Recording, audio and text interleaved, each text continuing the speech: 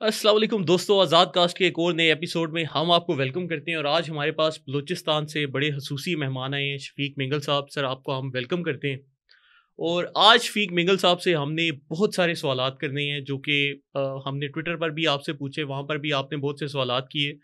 تو آج سر کیسے ہیں آپ؟ ٹھیک ٹھاک ہیں؟ الحمدللہ، آپ خوش ہیں؟ بس اللہ شکریہ آپ نے بلایا. تو سر، یہ آپ اسلام آباد میں آج کل کیا کر رہے ہیں؟ اسلام آباد جی پاکستان کا مرکز ہے. بلوچستان کی جو صورتحال وہ آپ کے بخوبی علم میں ہے.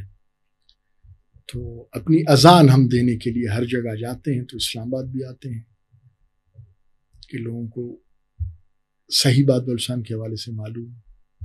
اچھا سر، تھوڑا سا ہمیں اپنی زندگی کے بارے میں بتائیں. ہمیں بتائیں آپ نے بچپن کدھر گزارا، کیسا آپ کا بچپن تھا، بچپن میں آپ نے بلوچستان کو کیسا دیکھا، اور اب بلوچستان آہستہ آہستہ کیسے تبدیل ہو رہا ہے؟ اس میں ضرور اپنے خاندان کا ذکر کروں گا. میرے دادا تھے حاجی میر نیک محمد خان محمد زئی مینگل. پھر میرے والد میر محمد نصیر خان مینگل محمد زئی مینگل. محمد زئی مینگل کے اندر ایک بڑا اہم قبیلہ ہے، اور 4 قبیلوں کی سربراہی مینگل کے اندر جو سب ٹرائبس کی سربراہی وہ اس کی ہے. تو میرے 4 فادرز اس کے سربراہ رہے ہیں. بچپن میں جو میری سکولنگ رہی وہ سٹارٹ کیا میں نے ناصرہ پرائمری سکول کراچی سے. بعد ازاں ایچسن کالج لاہور وہاں میں گیا، تو 8ویں تک میں وہاں پڑھا. اس کے بعد قطر میں میرے والد صاحب ایمبیسڈر تھے. میرے والد صاحب MPA بھی رہے، پروونشل منسٹر بھی رہے، کیئر ٹیکر چیف منسٹر بھی رہے، فیڈرل منسٹر بھی رہے، تو ایمبیسڈر بھی رہے. تو قطر میں ایمبیسڈر تھے پاکستان کے. تو 2 سال کے لیے میں وہاں گیا. وہاں پاکستان ایجوکیشن سینٹر میں اپنی تعلیم جاری رکھی. پھر میں واپس کراچی آیا. کراچی میں PF ڈگری کالج فیصل بیس سے میں نے میٹرک FSC کیا. پھر یونیورسٹی آف کراچی میں شیخ زاید اسلامک سینٹر سے BA آنرس کے لیے داخلہ لیا. تو اسی دوران یہ جو ڈیولوشن پلان پاکستان میں آیا، یہ نیا بلدیاتی نظام، ناظمین کے الیکشنز ہوئے.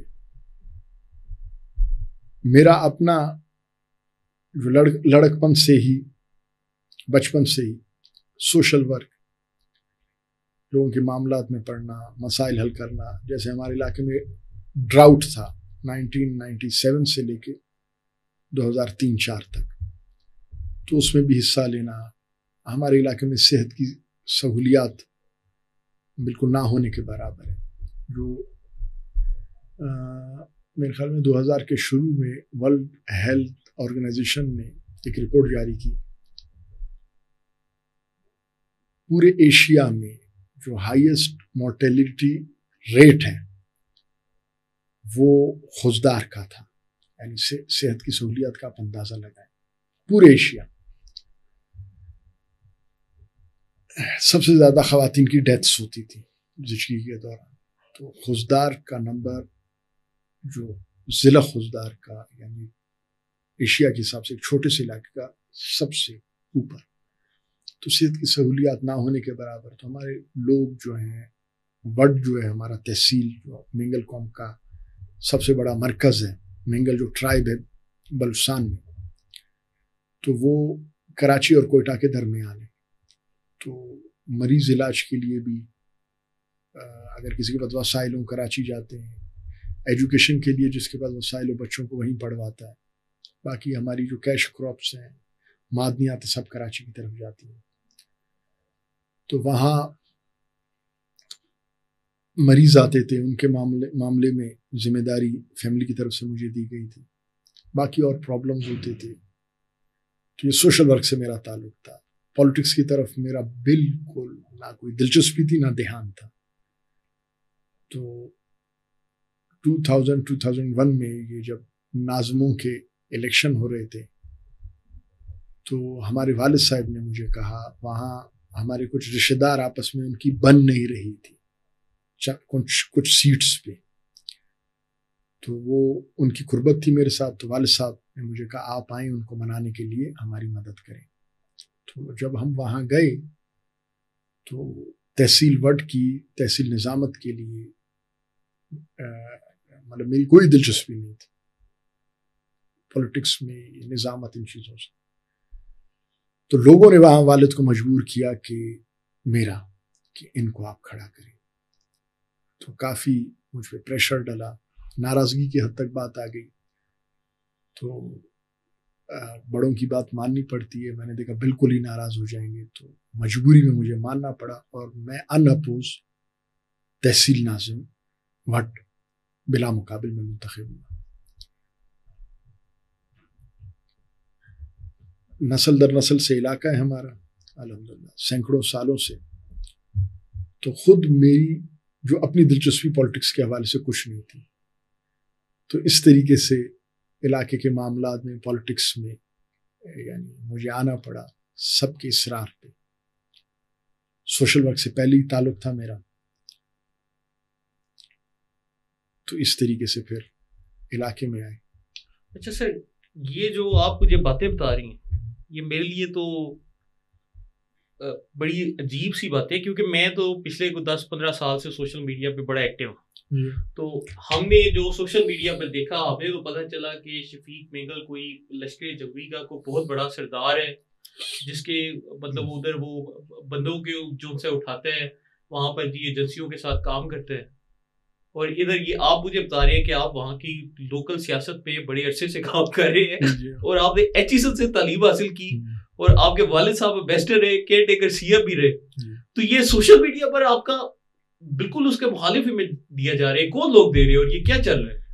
دیکھیں جی, بلوچستان ایک بہت بین الاقوامی کچھ طاقتوں کا, خصوصاً ہندوستان کی اور اسرائیل کی سازشوں کا مرکز ہے. اب وہ انٹلیکچوئلس بتائیں گے مزید, ہمارا تو سطحی علم ہے.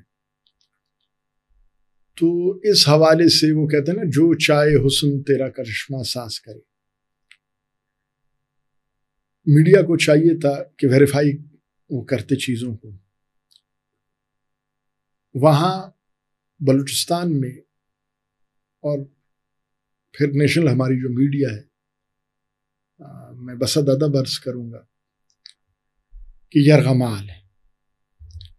میڈیا بلوچستان آتی ہے زیادہ سے زیادہ, یا بلوچستان کو دیکھتی ہے تو عطا اللہ مینگل اور اس کی فیملی کے ہاتھوں یرغمال ہے, یا خیر بشمری اور اس کی فیملی کے ہاتھوں.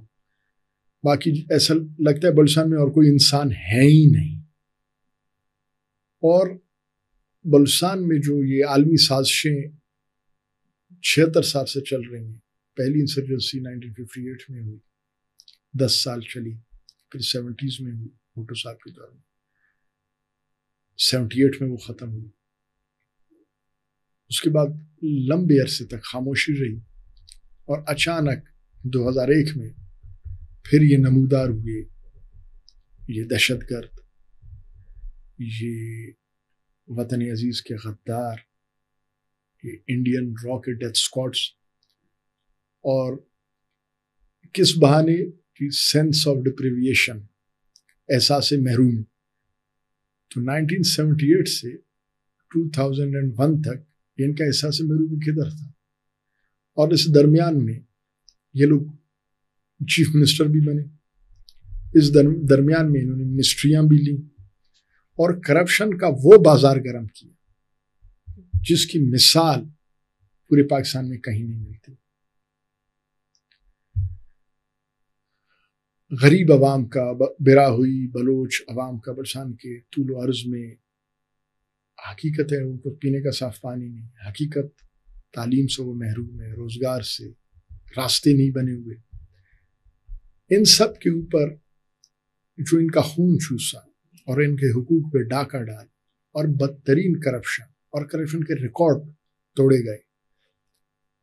یہی نام نہاد یہ بینڈ آرگنائزیشنز کا ایک لیڈر 1997 میں کراچی ایئرپورٹ پہ ڈالروں سے بھرے بیگوں کے ساتھ پکڑا گیا اور اس کا بھائی چیف منسٹر تھا، جو اختر نامی جو آدمی،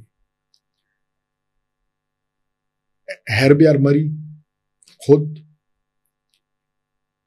اور اس کے باقی اسی کے فیملی کے لوگ 97 میں، اس سے پہلے 94 95 میں مختلف محکموں کے وزارت کے قلمدان ان کے پاس تھے۔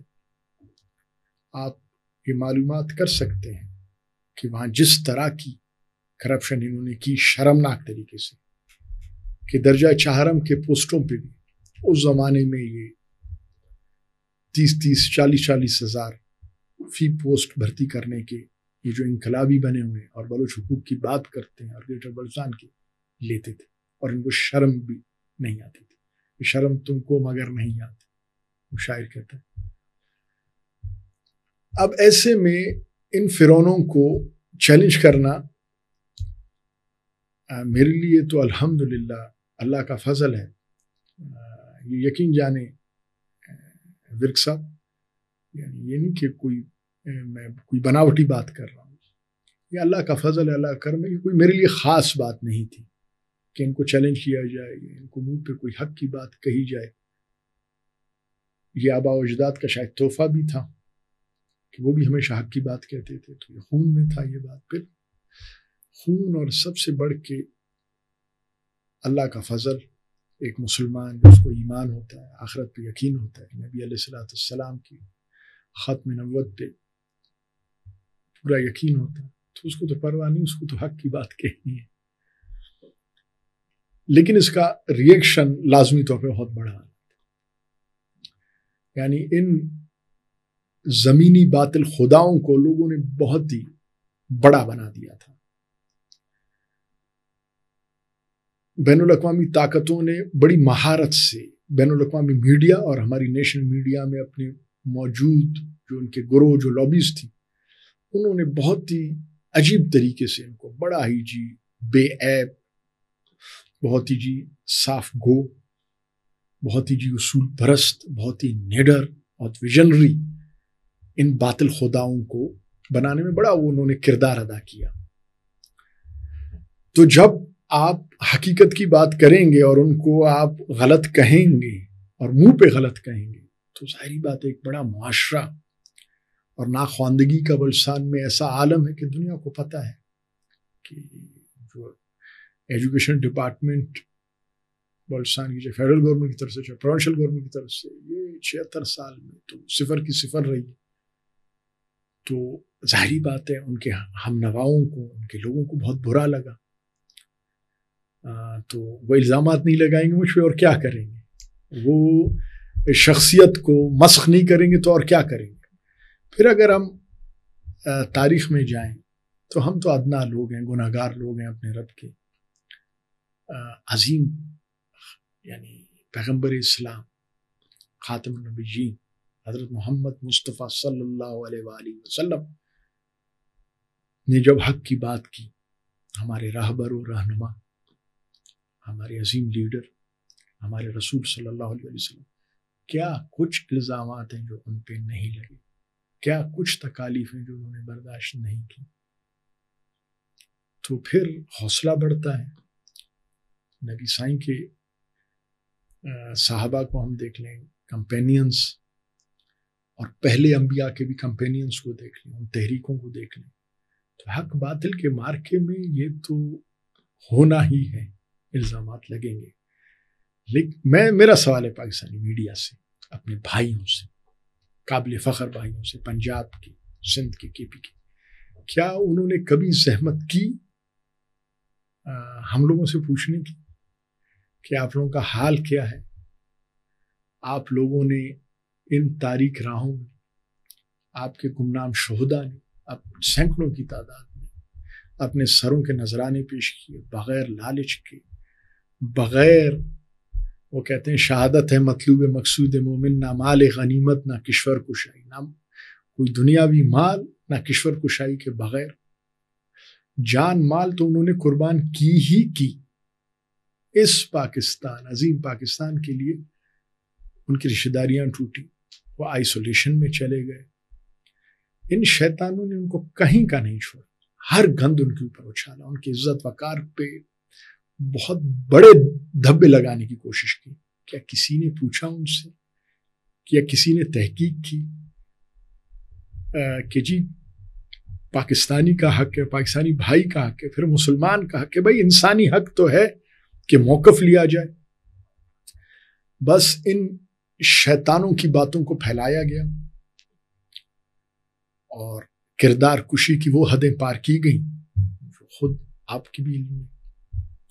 سر ایک مجھے ذرا سوال کا جواب دیں کہ آپ نے بھی بتایا بھی کہ بلوچستان کے حالات مطلب کوئی تعلیمی محکمہ تعلیم بھی خراب ہے، باقی حالات بھی کوئی اتنے اچھے نہیں ہیں، تو آپ پاکستان کے ساتھ کیوں کھڑے ہیں؟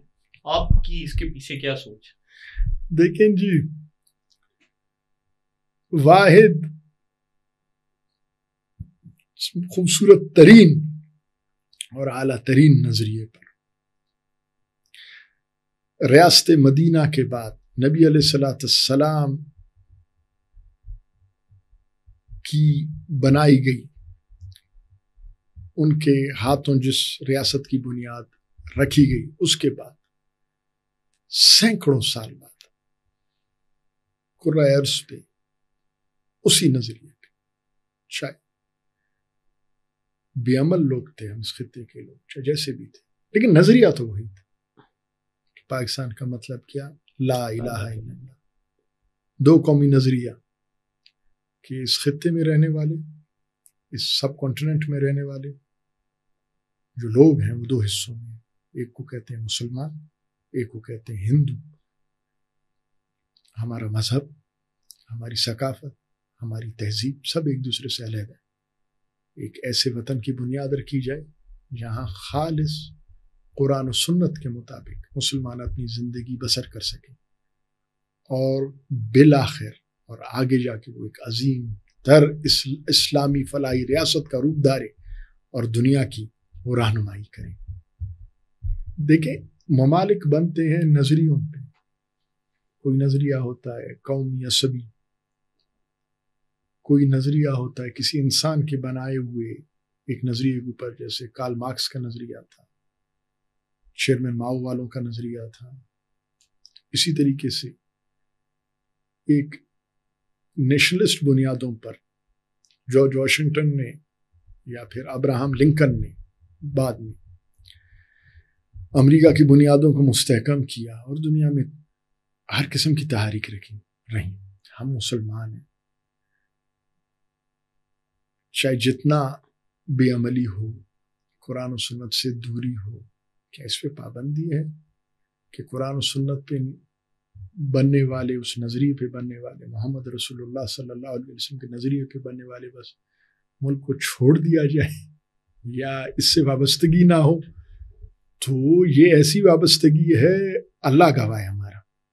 اور یہ میں آپ کے توسط سے راہ کے ایجنٹوں کو واشگاف الفاظ میں کہتا ہوں، اس یعنی شیطان نظریے کے پیروکاروں کو، جنہوں نے عصبیت کی بنیاد پر اس عظیم ملک کے خلاف راہ کے ایجنٹ بن کے، تنخواہ دار بن کے، جنہوں نے لوگوں کا قتل عام کیا اور اس ملک کو توڑنے کے لیے ہندوستان اور اسرائیل کے زرخرید ایجنٹ بنے ہوئے، کہ ہمیں فخر ہے الحمدللہ اور اللہ کا شکر کرتے ہیں اس لافانی نظریے پہ کہ جس کے ہم امین ہیں، جس کے لیے ہم نے سر دیا، اپنا خون دیا، اور اسی کے ساتھ ہم رہیں گے زندہ، اور انشاءاللہ اسی کے ساتھ ہم اپنے اللہ کی طرف جائیں گے.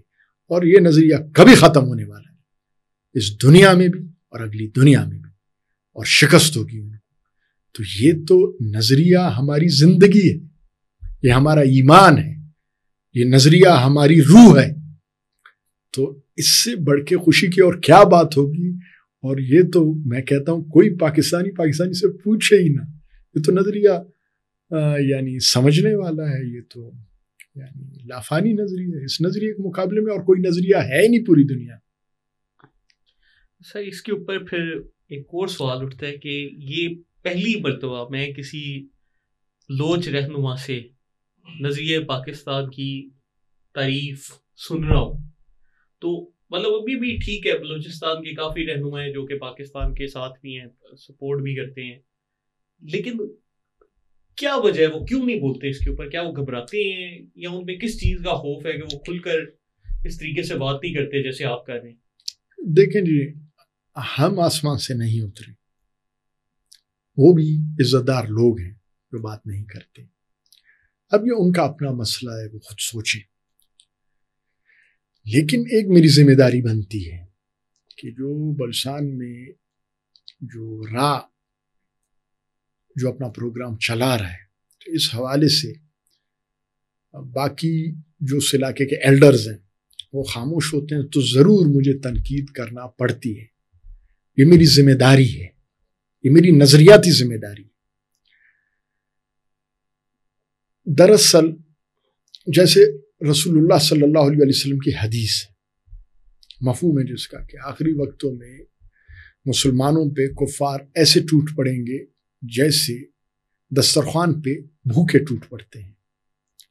اور مسلمانوں کا مفہوم میں حدیث کیا آتا ہے کہ بہت برا حال کریں گے. صحابہ کرام رضوان اللہ علیہ مجمعین نے پوچھا کیا مسلمان کم ہوں گے؟ تو رسول اللہ صلی اللہ علیہ وسلم نے فرمایا نہیں، ان کی تعداد ایسے ہوگی جیسے سمندر کی جھاگ.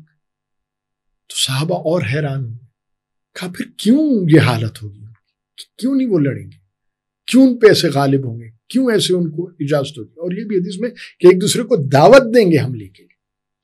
تو رسول اللہ صلی اللہ علیہ وسلم نے فرمایا کہ ان کو وہن کی بیماری ہوگی.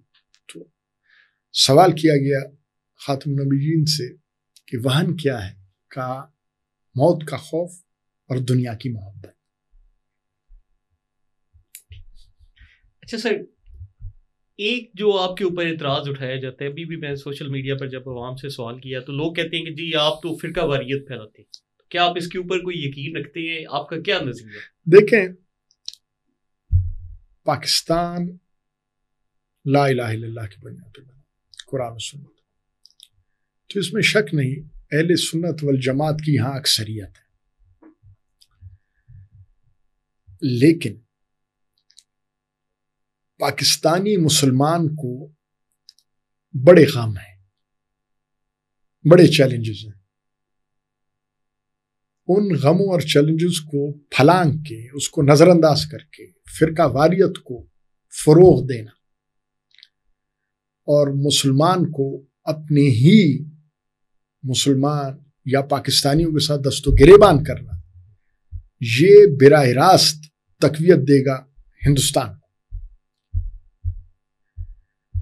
اور ان سب کو جن کا نام ہم میڈیا پہ نہیں لیتے ہیں، ان سب عالمی طاقتوں کو جو ہندوستان کو تو انہوں نے آگے کیا ہوا ہے، لیکن وہ سب پاکستان کو ختم کرنے کے در پہ ہیں. پاکستان بنانے میں سب تمام مکاتب فکر کا ہاتھ ہے، ان کی سب کی قربانیاں ہیں. اور پاکستان کے اندر، ریاست کے اندر فرقہ واریت کے لیے اسلحہ اٹھانا، بلکہ اس سے بڑھ کے میں آگے کہوں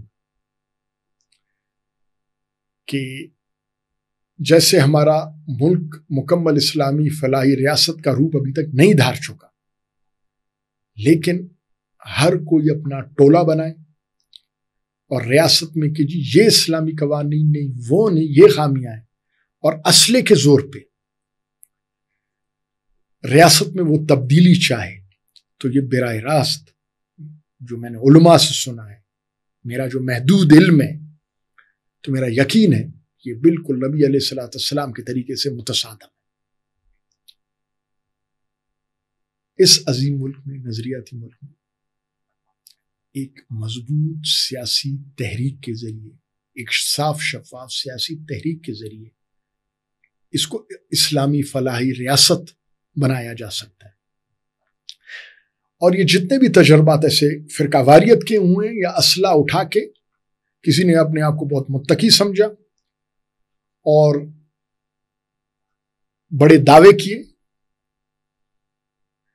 کہ جی ملک میں ہم یہ کریں گے، وہ کریں گے، تو ان کا ہم تجربہ بھی دیکھ لیں، خصوصاً 9/11 کے بعد اب تک یہ سارے لوگ ایک ایک کر کے ثابت ہوئے کہ ان کو یا راہ چلا رہا ہے، یا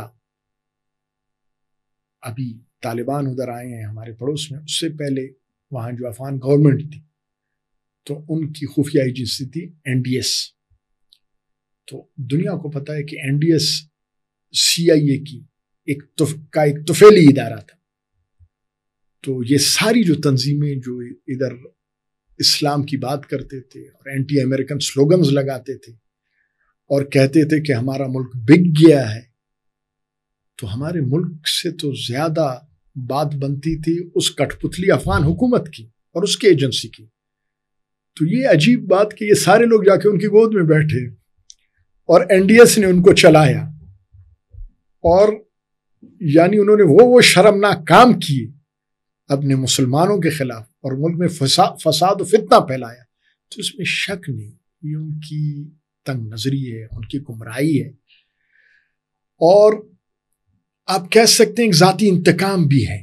اس کا اللہ سے، اس عظیم دین اسلام سے، قرآن سے، نبی علیہ السلام کے طریقے سے اور صحابہ کرام رضوان اللہ علیہم اجمعین کے طریقے سے کوئی واسطہ نہیں. تو میں پہلے بھی کہہ چکا ہوں اس فرقہ واریت کے خلاف، ان گمراہوں کے خلاف، ان فسادیوں کے خلاف.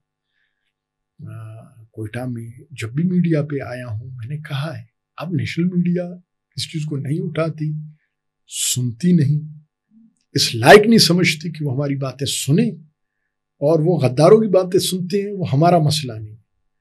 ہم نے تو اپنے ملک کے لیے اللہ کے فضل سے ہم نے قربانیاں دی، فضل ہم پہ اللہ کا، کوئی ایسے خاص لوگ نہیں ہیں. اب اگر تمام قربانیاں آخر میں قربانی سر کی آتی ہے، وہ بھی ہم نے دیا، اس کے بعد بھی ہمارے پاکستانی بھائی، پاکستانی میڈیا، پاکستانی ارباب اختیار نہیں سمجھتے ہیں، تو یہ ہمارا مسئلہ بالکل نہیں ہے. ہم نے تو سب کچھ کیا. اب وہ تہمتوں پہ چلتے ہیں، غلط الزامات پہ چلتے ہیں. تو اس میں شک نہیں کہ یہ بڑے گندے الزامات ہیں، بڑے جھوٹے الزامات ہیں.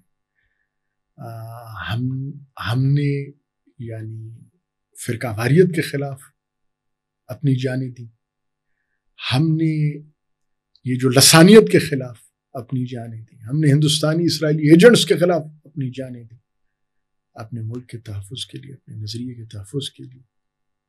تو اعلیٰ ظرفی نہیں ہے کہ ہم پہ اتنے گندے الزامات لگائے جاتے ہیں. سر اب ایک میں آپ سے گلہ کرنا چاہتا ہوں کہ میں پنجابی ہوں، اور ابھی بلوچستان میں آپ کو پتہ ہے کہ حالیہ پنجاب کے لوگوں کو ادھر کچھ شہید بھی کیا انہوں نے، BLA والوں نے. تو سر ایک ہوتا ہے کہ اللہ نہ کرے لیکن لاہور میں کوئی ایسا افسوسناک واقعہ ہوتا ہے تو ہمیں نظر آتا ہے کہ پنجاب کی ایک سول سوسائٹی جو سی ہے وہ پھر بھی کسی نہ کسی صورت پہ احتجاج کرے گی اس چیز کے خلاف. اور آپ نے دیکھا اس کی بڑی مثالیں ہیں کہ پنجاب میں ایسے واقعات ہوتے ہیں تو یہاں کے ہی لوگ اٹھ کر کرتے ہیں. یہاں تک کہ ابھی وہ ایک مارک بلوچ جب آئیں تو پنجاب کے لوگوں نے ان کا باقاعدہ استقبال کیا. اب ان سے سیاسی نظریات ہمارے علیحدہ ہیں لیکن پھر بھی لوگ ویلکم کرتے ہیں. تو سر بلوچستان میں جب یہ پنجابیوں کو شہید کیا گیا تو ہمیں ایک جو سول سوسائٹی تھی یا عوامی سطح پر ہمیں کوئی ایسا رسپانس نظر نہیں آیا. اس کی کیا وجہ ہے کہ مطلب جیسے وکلا تنظیمیں ہیں یا صحافتی تنظیمیں ہیں تو وہی کم از کم بڑھ چڑھ کے کوئی بیانات جاری کرتی ہیں، کوئی تھوڑا بہت کوئی احتجاج ہو جاتا، کوئی کوئٹہ میں ہو جاتا، کوئی باقی شہروں میں ہو جاتا، تو بڑے چھوٹے پیمانے کے اوپر چیزیں نظر آئیں. تو وہاں کی عوام کیوں نہیں اس چیز پر بولی؟ دیکھیں، سب سے پہلے تو ان مظلوم خاندانوں سے جن کے لوگ شہید ہوئے، چاہے وہ بعد میں آپ کو بتاؤں گا ہم نے کتنی اپنی ذمہ داریاں پوری کی یا نہیں کی، ہم پہ قلعہ بنتا ہے کہ نہیں بنتا، لیکن سر بچشم ایک ایلڈر کی طرف سے، وہاں کے ایک مسلمان کی طرف سے ان شہداء کے ورثاء کا گلہ سر بچشم. مجموعی طور پہ بلوچستان برا ہوئی، بلوچ مسلمان ناکام ہوئے ان شیطانوں کو روکنے میں اور ان مظلوموں کے تحفظ. ہر کام ریاست کا نہیں ہوتا، ہر کام حکومت پہ نہیں ڈالا جا سکتا. وہاں کی عوام تو ہیں، ہماری قبائلی روایات ہیں، اسلامی روایات ہیں، کچھ تو ذمہ داری لوگوں کی بنتی ہے. یہ شیطان دندناتے جائیں روڈوں پہ اس طرح کی حرکتیں کریں، ان مظلوموں کو شہید کریں جو ہمارے غریب سے غریب براہوی اور بلوچ سے بھی زیادہ غریب، ان سے بھی زیادہ مفلوق الحال، ہزاروں کلومیٹر دور وہ بلسان میں آ کے مزدوری کرتے ہیں وہ مزدوری ہمارے اپنے لوگ نہیں کرتے کیونکہ ہمارے اپنے لوگ ان سے خوشحال ہیں، ورنہ یہ مزدوری تو ہم خود کرتے، ان کو کہاں چھوڑتے ہمارے لوگ. ایسے مفلوق الحال بے آسرا مسلمان بھائیوں کا قتل عام، یہ اللہ کی لعنت ہو ایسے لوگوں پر، ایسے را کے ایجنٹ پہ. یہ را کا دلالی، ہندو بنیے کا دلالی یہ کر سکتا ہے. اب آتا ہوں میں اپنی، ہماری جو جماعت ہے، ہمارا جو گروپ ہے، ہمارے جو ہم نظریہ لوگ ہیں ان کی طرف، کہ انہوں نے 2001 سے ابھی تک کیا کچھ، یعنی اپنا حق ادا کیا اس فساد کے خلاف، اپنے مظلوم مسلمان بھائیوں کی وارثی میں اپنی ذمہ داری ادا کی یا نہیں.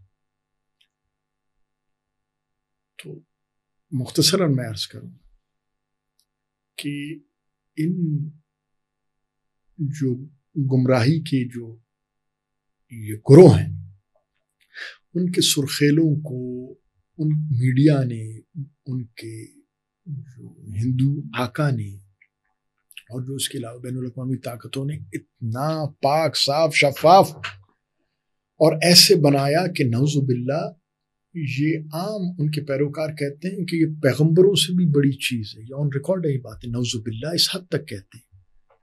ان کے خلاف بلوچستان میں 2001 کے بعد بولنا ناممکن بات تھی، ناممکن. آپ کو میں دعوت دیتا ہوں، آپ کوئٹہ اور بلوچستان کے ٹورزم، کیونکہ کوئٹہ بلوچستان نہیں ہے، ہر بلوچستان کا خطہ ویسے 10 کلومیٹر میں ماہرین کہتے ہیں فرق آ جاتا ہے زبان میں، رہن سہن میں، سب میں. تو بلوچستان بہت واسٹ علاقہ اور اسکیٹرڈ پاپولیشن ہے، اس کا اپنا جغرافیہ ہے. تو آپ وہاں چلیں، وہاں جائیں، ہم دعوت دیتے ہیں، ہم ساتھ دیتے ہیں. تو ادھر کلمہ حق بلند کیا صرف ہماری جماعت میں الحمدللہ، اور یہ اللہ کا فضل ہے. جو بارش ہوتی ہے، اللہ کی جو رحمت ہوتی ہے، اللہ رحمان وہ نہیں دیکھتی کہ ہری چیز ہے، سوکھی چیز ہے، گندی چیز ہے، صاف چیز ہے. اللہ کی رحمت عام ہے، سب پہ وہ پاک قطرے گرتے ہیں اور پاک کرتے ہیں. یہ اللہ کا فضل ہے، ہم کسی سے بھڑکے نہیں ہیں، کوئی خاص چیز نہیں. اللہ نے پورے براہوئی بلوچ معاشرے میں ہمیں توفیق دی، یہ فضل ہے اللہ کا. اور ہم نے ان کو وہ باتیں کہیں جو ایک مسلمان اور ایک براہوئی کا حق ہے، ان کو کہنے کا آنکھوں میں آنکھیں ڈال کے. تو اس کو ان گمراہوں کے پیروکاروں نے اتنی بڑی گستاخی سمجھا کہ ہم پہ ہر قسم کا کیچڑ اچھالا. ہمارے سینکڑوں لوگ شہید ہوئے. کس کے تحفظ میں؟ وہاں کے غریب جو مسلمان جس کو پنجابی کے نام پہ قتل کیا گیا، حالانکہ ہماری اس کی کوئی رشتہ داری نہیں تھی، کوئی ہمارا ان کا کاروبار ایک ساتھ نہیں تھا، ہماری ان کی جائیداد ایک ساتھ نہیں تھی. ان کے خون کے لیے، مظلوم خون کے لیے ہم اٹھے. کوئٹہ کے مالک بہت سے لوگ بنتے ہیں، پختون کہتے ہیں ہمارا ہے، اور پختونوں کی اپنی اعلیٰ روایات ہیں، ان کی بڑی کمپرس پارٹیاں ہیں، لیکن وہ مجرمانہ طور پہ خاموش رہے. دیندار بڑی پارٹیاں ہیں جو اسلام کے نام پہ سیاست کرتی ہیں، کوئٹہ سے وہ منتخب ہوتے ہیں، ہم تو کبھی منتخب نہیں.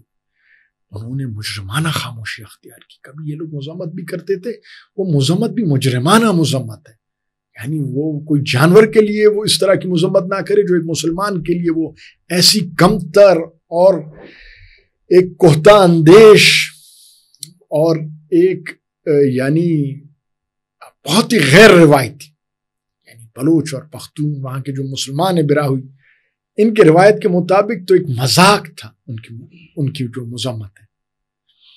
ان ڈاکٹرز کے لیے جو جن کو اور قوم ہونے کی بنیاد پہ شہید کیا گیا، جو اپنی سروسز اپنے مسلمان بھائیوں کے لیے ادا کر رہے تھے، ایک پاکستانی، ایک مسلمان ہونے کے ناطے. پروفیسر ناظمہ طالب ایک خاتون، ایک استانی یونیورسٹی کے سامنے بے دردی سے شہید کیا گیا. ان کے خون کی خاطر ہم اٹھے الحمدللہ اللہ کے فضل سے. ہم پروفیسر عاشق عثمان رحمۃ اللہ علیہ جو خزداریوں کے استاد ہیں، کینسر کے آخری سٹیج پہ تھا ان کا مرض، ان کو شہید کیا گیا. ہم ان کے لیے اٹھے، اور بلا شبہ اپنے ان رشتہ داروں کے لیے بھی اٹھے جن کو شہید کیا گیا. صرف کیوں؟ ان کا جرم تھا پاکستان زندہ آباد ان ہندو بنیے کے ایجنٹوں کے سامنے انہوں نے کہا. یہ سمجھے کہ ان کو شہید کر کے ختم کر دیں گے. ابھی دیکھیں ان کے لیے درد سر بنا کہ نہیں بنا. ان انگریز کی بگی کھینچنے والی ان سرداروں کے، ان غلاموں اور سرداروں نے ان کو بیچا ہندو کے ہاتھوں، ان کے مقابلے میں لوگ اٹھے کہ نہیں اٹھے؟ اور کیا لوگ کم ہوئے؟ میں ان کو گارنٹی دیتا ہوں، آپ کو گواہ بناتا ہوں، اپنے اللہ کو گواہ بناتا ہوں، یہ قافلہ نہیں رکے گا۔ وہ اپنی تعداد پہ، اپنے پروپیگنڈے پہ، اپنی جو زور زبانی پر، اپنی مکاری پر، ہندو کے پیسے پر، بین الاقوامی مکروہ طاقتوں کے بیکنگ کے اوپر ان کو بڑا ناز ہے، تکبر ہے۔ میں گواہ بناتا ہوں اللہ کو اور آپ کو، انشاءاللہ وہ ناکام ہوں گے، اور یہ حق کی تحریک جو ہے ابھی ہے، رہے گی، اور انشاءاللہ کامیاب ہوگی۔ تو ہم نے ان سب کے لیے میرے بھائی قربانی دی، اور نتیجے میں ہم نے ان سے نتیجہ نہیں مانگا، ہم تو اپنے اللہ سے اپنے لیے مغفرت مانگتے ہیں، اسی سے اپنے لیے عزت مانگتے ہیں، اسی سے دنیا و آخرت کی کامیابی مانگتے ہیں۔ وَلِلَّهِ الْعِزَّةُ وَلِرَسُولِهِ وَلِلْمُؤْمِنِينَ، عزت صرف اللہ کے لیے، اس کے بعد رسول کریم صلی اللہ علیہ وسلم کے لیے، اس کے بعد ان کے لیے جنہوں نے اللہ رسول سے وفا کی، جو مومن ہوئے۔ تو عزت ان کے یا کسی کے ہاتھ میں نہیں ہے، وہ اللہ کے ہاتھ میں ہے۔ لیکن کیا ہمارے وہاں جو مظلوم شہداء ہیں وہ بیچارے خوف میں، چلے ان کو معاف ہے، اگر انہوں نے ہماری حمایت میں بات نہیں کی، ہماری صفائی میں بات نہیں کی، ہمارے لیے وہ نہیں نکلے، ہم تو گلا کرتے ہیں ہمارے لیے کوئی نہیں نکلا نا۔ باقی علاقوں کے لوگ، اپنے علاقے کے لوگ ہیں، وہ تو سربکف ہوئے، ہمارے اپنے لوگ جو ہزاروں کی تعداد میں تو سربکف ہوئے، سینکڑوں شہادتیں ہماری، ہم پہ خودکش حملے ہوئے، میرے گھر پہ مجھ پہ خودکش حملہ ہوا۔ ان کا BLA جو مجید ہے، یہ جو ہندو بنیے کا بنائے ہوئے یہ راہ کے جو زر خرید ہیں، انہوں نے سب سے پہلا آن ریکارڈ جو خودکش حملہ کیا وہ 30 دسمبر 2011 کو کوئٹہ میں میرے گھر پہ مجھ پہ کیا۔ میرے 16 لوگ شہید ہوئے، وہ کامیاب ہوئے، الحمدللہ شہید ہیں انشاءاللہ اللہ کی جنتوں میں، اور لاتعداد انہوں نے جرائم کیے۔ تو وہاں کے مظلوم مسلمان جن کے لیے ہم اٹھے، ریاست کا سسٹم ناکام ہو چکا تھا، ایک ٹرائبل طریقے سے ہمیں اٹھنا تھا، ایک ہماری یعنی ایک تحریک تھی مبارک، فکری اور سیاسی تحریک۔ ہمارا کام نہیں ہے کہ ہم لوگوں کی سرکوبی کریں، وہ ریاست کا کام، لیکن ایک ٹرائبل سسٹم ہے، ظلم کے خلاف اگر ریاست آپ کا تحفظ نہیں کرتا، آپ کو اٹھنا پڑتا ہے تحفظ کے لیے مظلوموں کے۔ چلو انہوں نے حمایت نہیں کی، وہ تو مظلوم تھے، سمجھ سکتے ہیں۔ باقی پنجاب کدھر تھا، باقی سندھ کدھر تھا، KP کدھر تھا، سول سوسائٹی کدھر تھی، صحافی برادری کدھر تھی؟ یہاں کے تو کچھ اینکرز نے اس طرح ہم سے ذاتی دشمنی بنائی ہوئی ہے، جھوٹ پہ جھوٹ بولتے ہیں ہمارے خلاف، جیسے وہ خیربش اور عطا اللہ کے چچزاد ہیں یا ان کے خاندان سے ہیں۔ تو یہ تو عجیب و غریب بات کہ مظلوم کو بدنام کرنا اور ظالم کو مظلوم بنانا اور اس کو نیکنام بنانا اور اس کو نعوذ باللہ غاصب وحشی کو نجات دہندہ بنانا، تو اس پہ گلہ میرے خیال میں ہمارا بنتا ہے۔ وہ جو مظلوم شہداء ہیں ان کے سامنے یعنی تمام مسلمان ہم افسردہ ہیں اور شرمندہ ہیں۔ سر اس کے اوپر اگلا سوال ہمارا آپ سے یہ بنتا ہے کہ ایک اب پاکستان کا آپ سے سوال کرتے ہیں کہ اس وقت پاکستان کو آپ دیکھ رہے ہیں کہ کافی زیادہ مسائل پہ ملک گھرا ہوا ہے، خیبر پختونخوا میں بھی ایک طرح کا فتنہ فساد لگا ہوا ہے، اور وہاں پر بھی جو ایلیمنٹ ہیں وہ یہ لبرل اور سیکولر قسم کے ہیں، جو یہ PTM جیسی تحریکیں وہ سر اٹھا رہی ہیں۔ پھر بلوچستان میں ہم دیکھیں تو BYC جیسی تحریکیں جو کہ لبرل سیکولر یا پھر کمیونسٹ بھی کہتے ہیں خود کو، اب ان کا پتہ نہیں ان کا اصلی نظریہ کیا ہے، بھارتی ایجنسیوں کے ساتھ یہ کیا ہے۔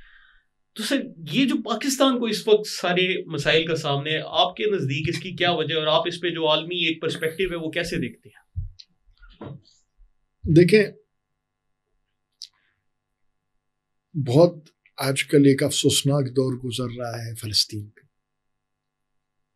ہم سب مسلمان پریشان ہیں، اللہ اور اس کا رسول، اس کے رسول کا سامنا ہم کیسے کریں گے بیت المقدس کے ساتھ، اس کے جو محافظوں کے ساتھ، وہاں کے مسلمانوں کے ساتھ جو ہو رہا ہے۔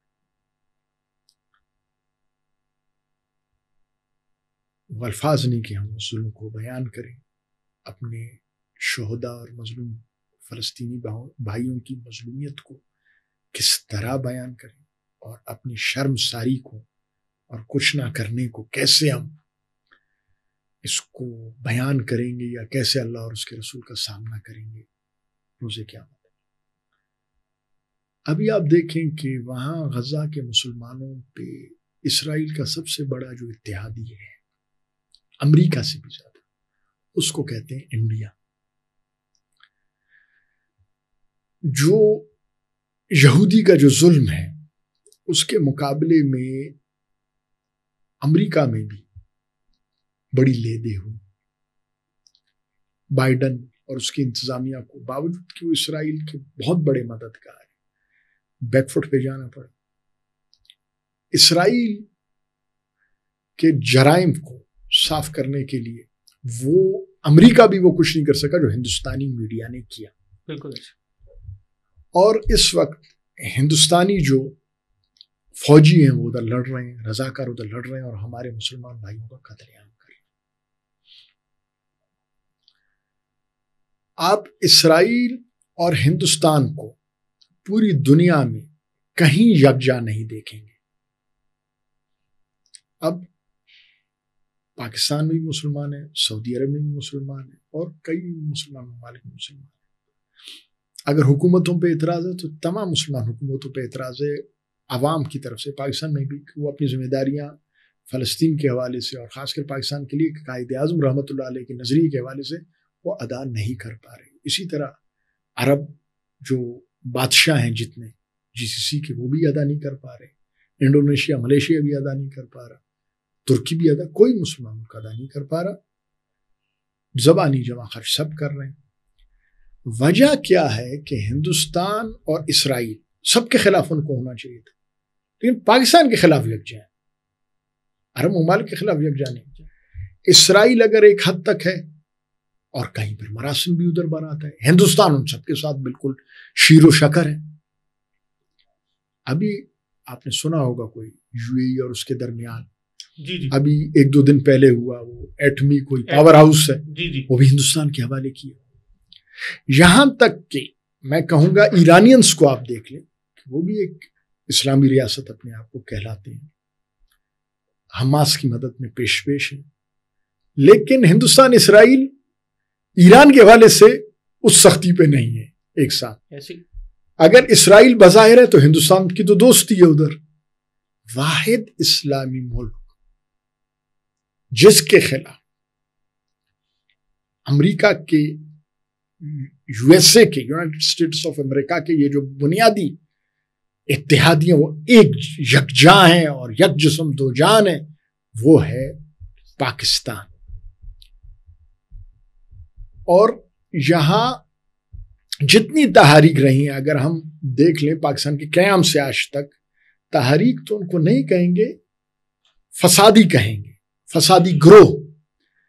ہمیشہ ان دونوں نے ان کی پشت بنائی کی، اور دنیا میں یہ ہوتا ہے کہ لمبی جنگوں پہ اور جہاں پراکسیز ہوتی ہیں، آخر بڑی بڑی طاقتیں تھک جاتی ہیں، یا خود ان کے مسائل ہوتے ہیں، یا تو وہ پراکسی صحیح معنوں میں چل نہیں رہی ہوتی، کہتے ہیں بھائی یہ نااہل ہے، چھوڑو ان کو۔ فار ایگزامپل ابھی ٹرمپ نے جو افغانستان سے واپسی کا فیصلہ کیا، تو افغان، اس میں ایک عنصر افغان گورنمنٹ کی نااہلی تھی، کرزئی اور اشرف غنی، کہ وہ ان کو وہ نتائج نہیں دے سکے، تو وہ تھک گئے کہ اس پراکسی کو کب تک چلانا ہے۔ افریقہ میں اس طرح کی لاتعداد مثالیں، بین الاقوامی جو پہلے زمانے میں کالونیل پاورز، پچھلی صدی میں اور اس زمانے میں ویسے جو بڑی طاقتیں، اب اپنے آپ کو کالونیل پاور تو نہیں کہتے ہیں، اب دنیا میں کیا ٹرم ان کے لیے استعمال ہوتی ہے، وہ جو دنیا کے نظام کے اوپر بیٹھے ہوئے ہیں، اکانومی پہ جن کا قبضہ ہے، امریکہ اور اس کے ساتھ یورپ میں، تو وہاں بھی یہ اس طرح کی چیزیں چلتی رہی ہیں۔ لیکن سب سے لمبے عرصے تک بغیر تھکے اپنے نااہل ترین پراکسیز کو ہندوستان اسرائیل چلا رہے ہیں، وہ پاکستان، چاہے وہ KP میں اس زمانے میں سرخ ٹوپی والے تھے، بہت زیادہ پارٹیوں کے نام لوں گا، سبھی پھر الزامات میں میرے خلاف دوڑ پڑیں گے. یا بلوچستان میں آپ دیکھیں، میرے حوالے سے، میرے مطابق جو پاکستان میں ہندوستان کی جو پروکسیز رہی ہیں وہ نااہل ترین رہی ہیں. وہ ہماری سستیاں ہم کیوں ان کو ختم کرنے کے بعد پھر وہ کیسے زندہ ہو جاتے ہیں. یا یہ اب جو انسرجنسی ہے بلوچستان میں، اب یہ لمبے عرصے کے لیے چل پڑی ہے 2001 کے بعد ابھی تک. بیچ میں 2012 میں تو یہ ختم ہو گئی تھی، پھر 2017 میں 16-17 میں پھر یہ آرگنائز ہوئی. تو یہ پھر ایک لمبی بحث ہے کہ کیا سستیاں ہوئیں، کیا کوتاہیاں ہوئیں، ان کو موقع کیسے ملا، آستین کے سانپوں کو دودھ کس نے پلایا، پھر ان مردہ چیزوں کو زندہ، ختم شدہ چیزوں کو زندہ کیسے کیا گیا. تو یہاں یہ نہیں تھک رہے ہیں، بالکل نہیں تھک رہے ہیں یہ جو ہندوستان اور اسرائیل، اور اپنے پروکسیز کی لگاتار مدد کر رہے ہیں. تو ان کا کوئی بڑا مقصد ہے. اور یہ لوگ جتنا راگ الاپ میں جتنا پروپیگنڈا کریں، یہ تو حقیقت ہے یہ مسلم دنیا کی واحد ایٹامک پاور ہے.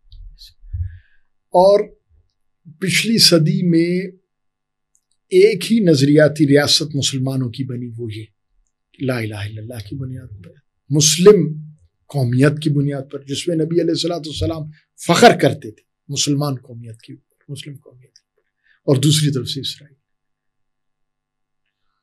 اور دنیا میں جو یہودیوں کی سازشیں ہیں، جو ان کی پلاننگ ہے 100 سالہ، 500 سالہ، 1000 سالہ، میں یہ سمجھتا ہوں کہ ہمارا وطن عزیز وہ اپنی جو ان کی پالیسی ہے، جو ان کی کیلکولیشنز ہیں، جو وہ پریڈکشنز ہیں ان کی، وہ ڈرتے ہیں یہ قوم جاگ گئی تو ان کے تمام کیے کرائے پہ پانی پھر جائے گا. یہی وجہ ہے وہ آرام سے نہیں بیٹھتے، بغیر تھکے ہوئے صبح و شام ہمارے خلاف لگے رہتے ہیں. چاہے وہ بنگلہ دیش کا معاملہ ہو وہ لگے رہے، چاہے کے پی میں معاملات ہوں وہ لگے ہوئے ہیں، چاہے بلوچستان میں معاملات ہیں وہ لگے ہوئے ہیں. تو ہمیں پھر سوچنا چاہیے ہمیں ڈبل محنت کرنی ہے ان کے مقابلے. بلکہ یہی جو آپ نے ابھی بات کی، ایک ملک ہے ہنگری، ان کے صدر ہیں وکٹر اوربین. انہوں نے ابھی ہفتہ پہلے بیان جاری کیا، اور اپنے بیان میں وہ کہتے ہیں کہ مجھے نظر آ رہا ہے کہ آنے والی چند دہائیوں بعد پاکستان سپر پاور بن کے ابھرے گا. مطلب وہ ہنگری جیسے ملک کا صدر ہے اور وہ ایسے بیانات جاری کر رہے ہیں، اور ہمارے لوگ ادھر بیٹھ کر سارا دن اپنے ملک کی تذلیل کرتے رہتے ہیں. ایسا اس کے اوپر ایک اور ہمارا جو سوال آتا ہے کہ سی پیک شروع ہوا 2016 میں، اور چین نے پھر بلوچستان میں بھی اپنا کام شروع کیا گوادر پورٹ کے حوالے سے اور وہ سارا. تو سر بطور بلوچستان کے شہری اور وہاں کے لیڈر، آپ سمجھتے ہیں کہ سی پیک سے وہاں پر کوئی پچھلے چند سالوں میں کوئی مثبت چیزیں ہوئی ہیں، اور آپ اس کا کیسے فیوچر دیکھتے ہیں؟ دیکھیں ہم سچ بولیں گے، ٹھیک، سی پیک سے پاکستان کو فائدہ ہے، بلوچستان کو فائدہ ہے سارا. لیکن سی پیک ہو یا کچھ اور ہو، ہماری جو بری انتظامی لحاظ سے جو حکومتیں رہی ہیں اور کرپشن جو رہی ہے، اس سے ہر اچھا منصوبہ ہمارا خاک آلود ہوا ہے. سی پیک کے حوالے سے شروع میں روزگار کے بڑے مواقع آئے، اسکالرشپس آئیں، تحقیقات کی جائیں ان اسکالرشپس پہ کیا برا ہوئی، بلوچ بچوں کی اکثریت گئی یا کچھ اور ہوا، بندر بانٹ ہوا، کرپشن ہوئی. بڑے بڑے منصوبوں میں سی پیک کے منصوبے اور جگہ بنتے ہیں تو را فنڈڈ لشکروں کو ان چیزوں کو ایکسپلائٹ کرنے کا موقع ملتا ہے. انصاف اس مستقبل کی عظیم ترین اسلامی فلاحی ریاست کی مضبوط بنیادوں میں سے ایک مضبوط بنیاد ہونی چاہیے. بلا تفریق انصاف، وسائل کی منصفانہ تقسیم، ہر کسی کے حق پہ اس کا حق. اسی طرح پنجاب کا حق بھی ہمیں عزیز ہے، ادھر ہمارے وہاں بھائیوں کا جو حق ہے، اور خصوصاً وہاں کے غریب طبقے کا، نچلے طبقے کا، وہ اپنے حق کے مالک ہو. سندھ میں بھی یہی ہو، بلوچستان میں بھی یہی ہو، اور سب مل کے اپنے مفادات سے بالاتر ہو کے پاکستان کا سوچیں، پاکستان مضبوط ترین. اچھا سر، اب سی پیک یا اور بھی کئی اس طرح کے منصوبے بلوچستان کے احساس محرومی کو جو ایک ایشو بنایا گیا ہے، اس کو حل کرنے کے لیے ہوئے. اس میں بلوچستان پیکج کی بات کی گئی، اس میں آغاز حقوق بلوچستان، اس میں خوشحال پاکستان پروگرام جنرل مشرف صاحب کے زمانے میں، بعد میں پیپلز پارٹی کے زمانے میں آغاز حقوق بلوچستان پیکج، اور بہت سی چیزیں. یہ سب میں جو انصاف کے اصول تھے اور ایمانداری کے، اس کو بالائے طاق رکھا گیا. تو سی پیک میں بھی جتنا فائدہ ہے، اگر ایمانداری، صاف اور شفافیت اور انصاف کے اصولوں کو بالائے طاق رکھا گیا تو فائدہ تو نہیں ہوگا. اچھا سر، ایک سوال ہمیں بتائیں کہ بلوچستان میں ٹھیک ہے، پنجاب کی کافی زیادہ، پورے پاکستان کی مطلب یہ وفاقی حکومتیں تبدیل ہوتی رہیں، پھر بلوچستان کی بھی حکومتیں بدلی. وہ کون سا ایک محسوس دور ہے جس میں آپ پن پوائنٹ کر سکتے ہیں کہ یار یہ دور اوور آل بلوچستان کے لیے اچھا دور تھا اور اس میں واقعی میں کام ہوا؟ دیکھیں 2000 سے ابھی تک کام دیکھیں، باقی 76 سالہ تاریخ ہماری عمر سے پہلے کی باتیں ہیں. معلوم تو ہمیں معلومات بہت زیادہ ہیں، ایک حد تک بزرگوں سے سنا ہے، اسٹڈی کیا ہے، لیکن اگر ہم اس کو 2000 سے ابھی تک کے لیے کریں، 2024 سے 24 تک کے، تو سچی بات کہنی پڑے گی، لوگوں کو جتنی کڑوی لگے. ہمارے سب نیشنلسٹ مرحوم جنرل پرویز مشرف پہ بہت زیادہ اعتراض کرتے، بہت زیادہ اعتراض کرتے، لیکن سرداری نظام کے حوالے سے، جس نے بلوچستان کو اپنے شکنجے میں برے طریقے سے جکڑا ہوا ہے، اور ڈیولپمنٹ کے حوالے سے آن ریکارڈ ہے یہ بات، یہ نہیں کہ خالی خولی دعوے، سب سے زیادہ کام جنرل مشرف کے دور میں. اور یہ نہیں کہ کرپشن بالکل ختم تھی، لیکن بڑے ابھی کے ادوار کے حساب سے جو ریسنٹ، ان کے دور میں شفافیت بہت زیادہ تھی، کرپشن میں بہت کمی ہوئی. بلوچستان میں ریکارڈ روڈز بنے، ڈیمز بنے، بڑے بڑے ڈیمز بنے، میرانی ڈیم، باقی ڈیمز، بڑی شاہراہیں، کوسٹل ہائی وے، جو ایک خواب تھا 1990 کی دہائی میں ہمارے لیے بلوچستان کے نام کے، وہ بنا.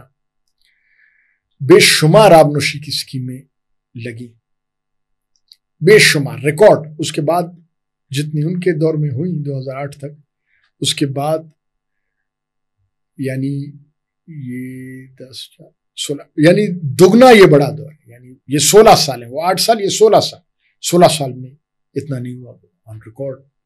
آخر یہ بلوچستان گورنمنٹ کی طرف سے جو کام ہوئے اس زمانے میں، یا فیڈرل گورنمنٹ کی طرف سے ہوئے، جو جنرل مشرف کی سربراہی میں، تو ریکارڈ ترقیاتی کام ہوئے، اس میں شک نہیں. روزگار کے مواقع دیے گئے، اور سب سے بڑی بات، جو پاکستان بننے کے بعد اساتذہ بھرتی ہوئے تھے، کچھ نہ کچھ پڑھا لیتے تھے، جنوبی پنجاب کے بہت سے اساتذہ تھے بلوچستان میں. تو 1970 میں جو ایک حکومت آئی، اور نام نہاد نیب کی سب نیشنلسٹ حکومت، جو اس حکومت کے سربراہ تھے اور ان کی کابینہ تھی، انہوں نے بہت بڑا ظلم بلوچ براہوی عوام کے ساتھ، پختون عوام کے ساتھ کی. کوئٹہ اور بلوچ براہوی علاقے میں تمام غیر بلوچ، غیر براہوی لوگوں کو نکالا گیا یہاں سے، اور ہمیں ہمارے لوگوں کو 100 سال پیچھے دھکیل دیا گیا. ان کے اپنے بچے تو انگلینڈ میں، ماسکو میں پڑھے، لیکن جو غریب بلوچ براہوی کا بچہ جو ان اسکولوں میں پڑھتا تھا، وہ جو کچھ نہ کچھ ان ٹیچرز کا ایک سٹینڈرڈ تھا، وہ چلے گئے.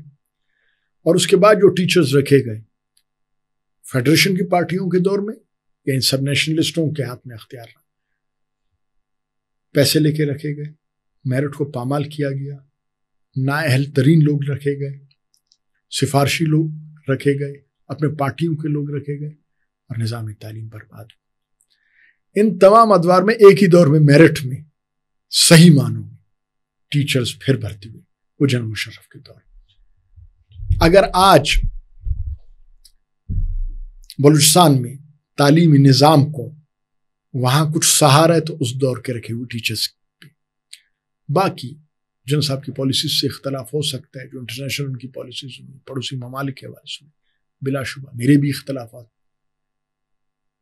ہیں, لوگوں کے اختلافات ہو سکتے ہیں. لیکن آپ نے بلوچستان کا پوچھا کہ ترقیاتی کام کب ہوئے, تو مجبوراً مجھے کہنا پڑتا ہے. میں جتنا جنرل صاحب کو, پریزیڈنٹ مشرف صاحب کے خلاف ہوں, لیکن مجھے سچ بات کہنی پڑتی ہے. رسول اللہ صلی اللہ علیہ وسلم کا طریقہ ہے سچ بات کہنے. وہ سچ بات یہ کہ ان کے دور میں جو کچھ ہوا اس کے بعد نہیں. اچھا سر, ہمارے اس انٹرویو پہ نا جو سب سے بڑا اعتراض اٹھنا ہے, لوگوں نے کہنا ہے کہ جی یہ اختر مینگل ہیں, تو وہ چونکہ مینگل کمیونٹی سے ہیں تو ان کے مقابلے میں ایک اور مینگل کو لانچ کیا گیا ہے, تو اس لیے آپ آج کل انٹرویوز دے رہے ہیں. تو اس میں آپ کی اس بارے میں کیا رائے ہے؟ یہ اسی طرح کا جھوٹا الزام ہے اور ذہنی اختراع ہے, اور پاکستان مخالف جو گروہ کی بنائی ہوئی لابی کا جو ذہن ہے اور اس سے جو سوالات اٹھتے ہیں, اسی طرح کا سوال, اسی طرح کا اعتراض ہے کہ جی لانچ کیا گیا ہے. کم از کم آج جدید دور ہے, 21 صدی کا دور ہے, یہ تاریخ تک رسائی لوگوں کی بہت آسان ہے. پہلے وہ لائبریریز ہوتے تھے, کتب خانے, لوگ جاتے تھے ہر جگہ پہ. اب تو آسانی ہے. یہ پاکستان بننے سے پہلے دو ظالم سردار اس زمانے کی ہماری تحریک کے ہاتھوں اپنے انجام کو پہنچے, تو اس وقت تو پاکستان تھا ہی نہیں. خان صاحب سردار رحیم خان مینگل, میرے پردادا حاجی محمد کی جو اٹھائی ہوئی تحریک تھی برٹشر کے خلاف, 1918 ہے یا 1916, 1918, اس میں انہوں نے, یہ اختر کے باپ کا نام ہے عطا اللہ کے باپ کا نام ہے رسول بخش کے باپ کا نام ہے رحیم خان. تو سردار خان صاحب رحیم خان تو وہ برٹشر کے چہیتے تھے. اپنے فرسٹ کزن کے ساتھ دھوکہ کر کے اس کو گرفتار کرا کے, اور مینگل علاقے میں جو تحریک ریشمی رومال کے جو مجاہدین تھے ان کا قتل عام کرایا انہوں نے, جس کے لیے ان کو خان صاحب کا, خان بہادر کا لقب انگریز نے دیا. اور پھر جنگ عظیم کے زمانے میں برٹشر نے اپنے کالونیز سے, اپنے خاص لوگوں سے لوگوں کو بھرتی کرنا شروع کیا. مین پاور کی اس کے پاس کمی تھی, تاریخ کے طالب علموں کو یہ بات پتہ ہے. تو اس میں بلوچستان میں چند منتخب بگی کھینچنے والے سرداروں میں سے, ان کے خاندانوں میں سے, ان کو ذمہ داری دی گئی کہ تو انہوں نے 300 لوگوں کی ذمہ داری لی اس زمانے میں کہ برٹشر کو میں مہیا کروں گا. تو ہمارے جو پردادا تھے, پاکستان بننے سے پہلے کی بات ہے, انہوں نے جو اپنے باقی ساتھی تھے ان کے ساتھ اس چیز کی مخالفت کی کہ برٹشر ایک غاصب ہے, ایک ایگریسر ہے, ایک قابض, اس کی فوج میں ہم کیسے بھرتی ہوں گے, نہیں ہوں گے. ہم نے تو خون دیا ان کے خلاف رہے. تو ایسے میں اس کے منہ سے نکلا, سردار خان صاحب بہادر رحیم خان کے منہ سے, کہ اپنے نوجوانوں کو نہیں دیتے, میں ان کی نوجوان لڑکیوں کو انگریزی کپڑے پہنا کے انگریز کو پیش کروں گا, کسی کو جرت ہے تو پھر روک کے دکھائیں گے. تو اس پہ ہمارے پردادا کی, حاجی محمد کی, اللہ کو غنی کی رحمت کرے, اللہ کو جنت نصیب کرے, تو فیصلہ کیا کہ ان کو ہم نہیں چھوڑیں گے.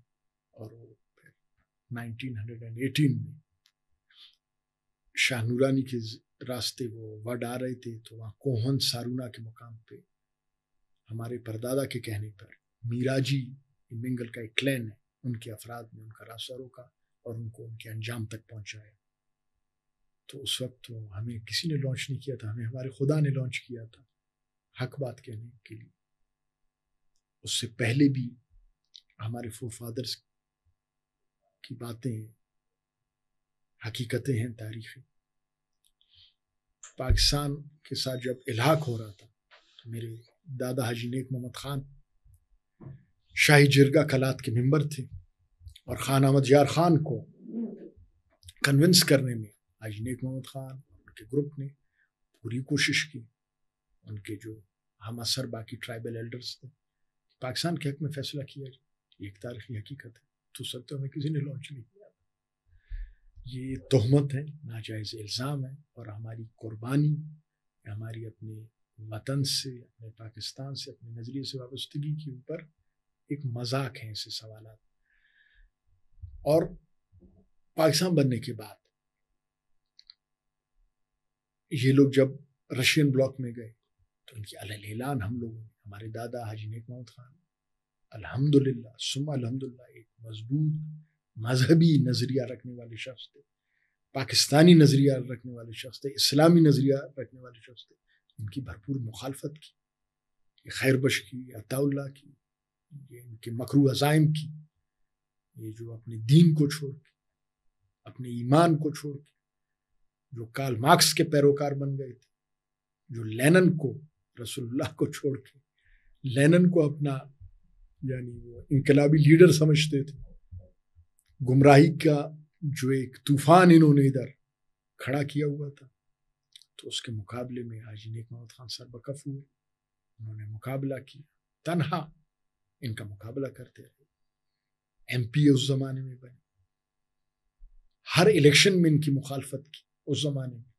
تب تو یہ ابھی کی گورنمنٹ، جنرل مشرف کی گورنمنٹ، یہ ساری گورنمنٹیں تو نہیں تھی. بعد میں میرے والد ایم پی بنے. اب کوئی گروہ جو را کا ایجنٹ بننے سے شرماتا نہیں، ہندو بنیا کا پیروکار بننے سے وہ شرماتا نہیں، دیدہ دلیری سے اس ملک کے اندر، اس وطن کے اندر وہ یہ بے ادبی کرتے ہیں کہ بھائی آپ کیوں پاکستان کے ساتھ ہیں. تو یہ تو ان کی بے ادبی یا گستاخی کہ کل کے دن وہ کہیں گے کیوں اللہ کے ساتھ ہو، پرسوں وہ کہیں گے رسول اللہ کے کیوں ساتھ ہو، ترسوں وہ کہیں گے نماز کیوں پڑھتے ہو، پھر ایک دن کہیں گے روزہ کیوں رکھتے ہو. یہ تو ان کی خام خیالی ہے، ان کی گمراہی ہے، وہ اپنے آپ کو درست کریں. تو یہ ہمارا نظریہ ہے، ہمارا ایمان ہے. یہ جو وہی ان کا ایک تسلسل چل رہا ہے بین الاقوامی ایجنٹ بننے کا، ایک ٹاؤٹ بننے کا، ابھی بھی ہندوستان کے ٹاؤٹ ہیں، تو ہم تو مخالفت کریں گے. اگر یہ ہماری جو اسٹیبلشمنٹ ہے یہ اختر کو نوازتی رہی ہے، عطا اللہ کو نوازتی رہی ہے، خیر بخش کو نوازتی رہی ہے، اور ہم نے ہمیشہ مخالفت کی ہے کہ آستین کے سانپوں کو دودھ نہ پلائیں، یہ کوئی اچھی پالیسی نہیں ہے. خیر بخش مری کو یہ خود نواز شریف کی گورنمنٹ میں 90 کی دہائی، شروع میں 1990 میں اس ایون 30 میں بٹھا کے لائے. پاکستان کا جھنڈا جلایا گیا. اس کے اترتے ہی کوئٹہ ایئرپورٹ پہ اس کے ہم نواؤں نے، فسادیوں نے جھنڈا جلایا. عطا اللہ مینگل کو انہوں نے ہر دور میں مدد کی، اس کے بیٹے کی مدد کی. آستین کے سانپوں کو دودھ ہم نے خود پلایا، ہمارے لوگوں نے، ہم کہتے رہے. تو اس وقت کیا ہندوستانی ایجنٹس کو ادھر لانچ نہیں کیا گیا؟ پاکستان توڑنے والوں کو ادھر لانچ نہیں کیا گیا؟ ابھی جو اتنا بڑا واقعہ ہوا اندھونا، پاکستانیوں کا قتل عام کیا گیا، مظلوم پاکستانیوں کا، میڈیا نے یہی جو ہم پہ الزام لگانے والے، یعنی کسی کی کوئی بکری مرتی، کوئی چھوٹا سا نقصان ہوتا ہے، لوگ آسمان سر پہ اٹھا لیتے. تقریباً 70 سے 100 کے قریب لوگ شہید ہوئے. کیوں؟ جرم کیا تھا اپنے ہی ملک میں؟ کیوں تم اس ملک کے فرد ہو؟ آئی ڈی کارڈ چیک کر کے جرم کیا؟ پاکستانی آئی ڈی کارڈ رکھنے میں اپنے ہی ملک میں، یعنی کہ ہندوستان میں، یعنی کہ اسرائیل میں، پاکستان کے اندر وہ قتل ہوئے. آپ خود گوائیں، کیا میڈیا نے وہ توجہ دی؟ کیا سول سوسائٹی نے وہ توجہ دی؟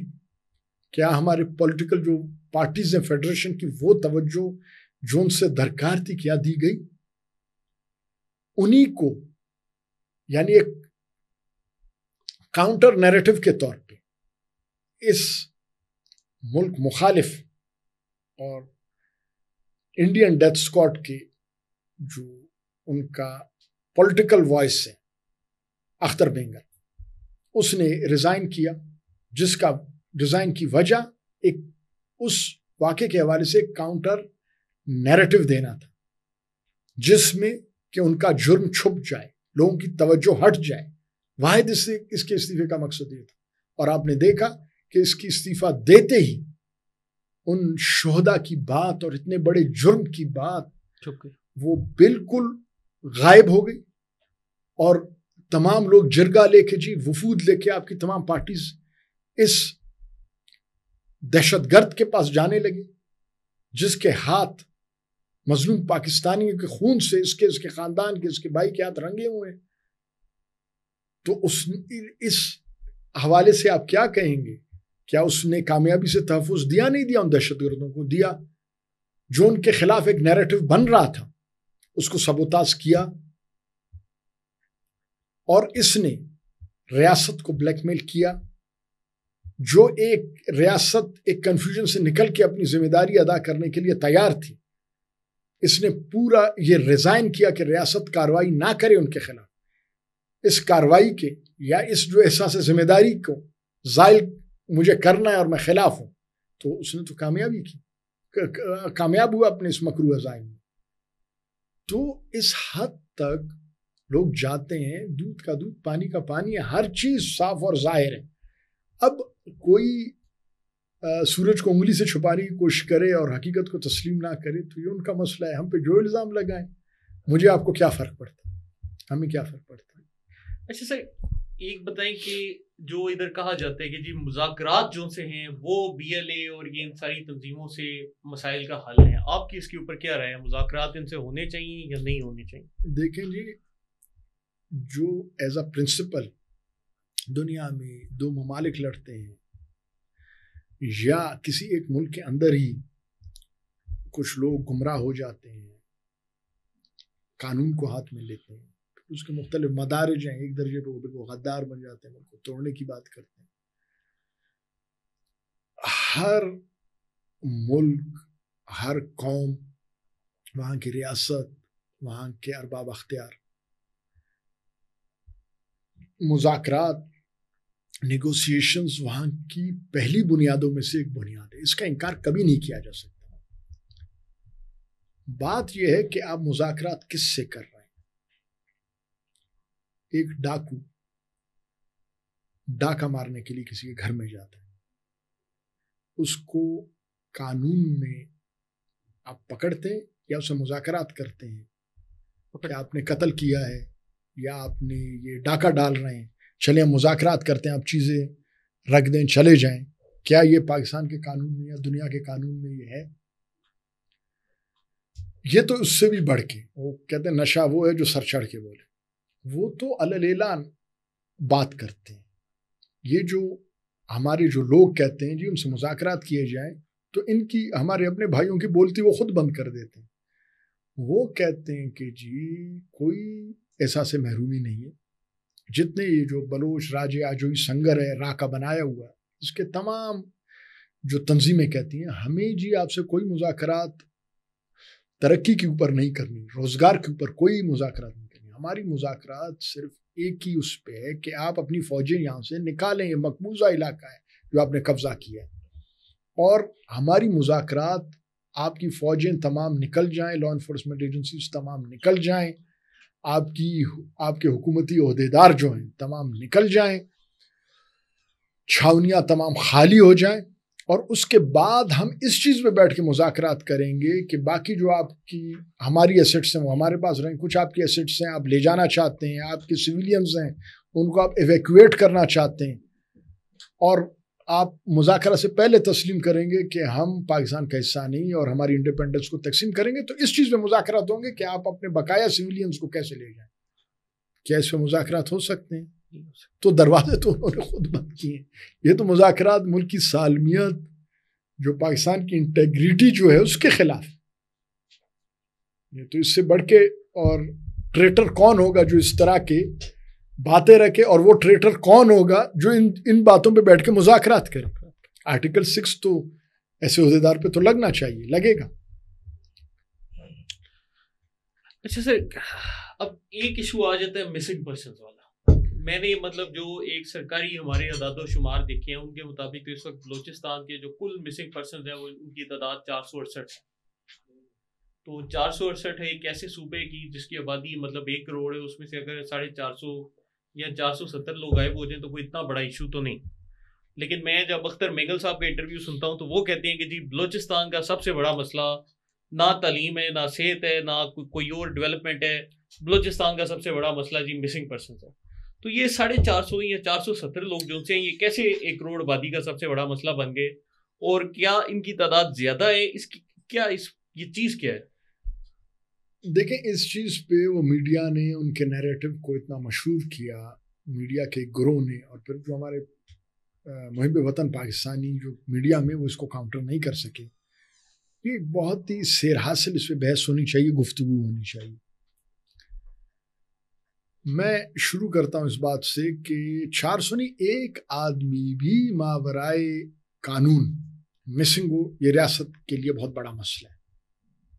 400 تو کجا, 1000 کجا, 2000 کجا, ایک آدمی بھی, جیسے سیدنا عمر الفاروق رضی اللہ عنہ نے کہا کہ فرات کے کنارے کتا بھی بھوکا مر جائے قیامت کے دن عمر الفاروق سے سوال ہوگا. اب رہ گئی بات کہ جو پاکستان کو توڑنے کے لیے جو راہ کا گروپ وہ اس چیز کا بہت یعنی ان کے سلوگنز ہیں, ان کے مطالبات ہیں, ان کا کافی شور ہے اس پر, چاہے وہ بی ایس او آزاد کے حوالے سے ہو, خود براس کی تنظیموں کے حوالے سے ہو, بی این ایم کے حوالے سے ہو, یا کچھ سب نیشنلسٹ پارٹیاں جو ملی ہوئی انہی سے ہیں لیکن ہمارے پارلیمنٹ کے اندر سیاست کرتی ہیں. تو مسنگ پرسنز کی بات انہوں نے شروع کی 2006-07 کے بعد.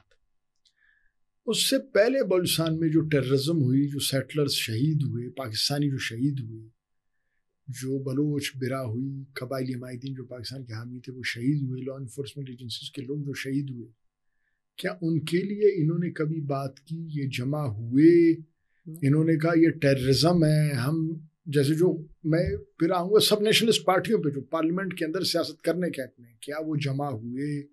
انہوں نے ریاست سے مطالبہ کیا کہ جی قانون سازی کریں, تفتیشی اداروں کو بہتر کریں, ایسے دہشت گردوں کو پکڑیں اور ان پہ جرم ثابت ہوا قانون کے مطابق کو سزا دیں. کیا انہوں نے کیا؟ نہیں. یہ بغلے بجاتے رہے, یہ خوش ہو اس پہ کہ ہم کامیاب ہو رہے ہیں. بلکہ ایک زمانہ آیا یہ کہتے تھے نیٹو فورسز ابھی اتریں گی, امریکہ ہماری حمایت کرے گا.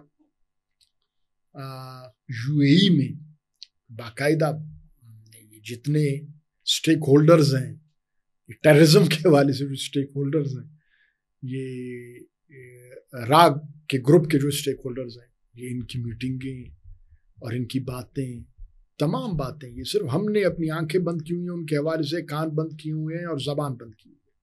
صاف ہے باتیں. اب انہوں نے اتنا ماحول کو یرغمال بنا لیا کہ تفتیشی ادارے بالکل ناکام ہو گئے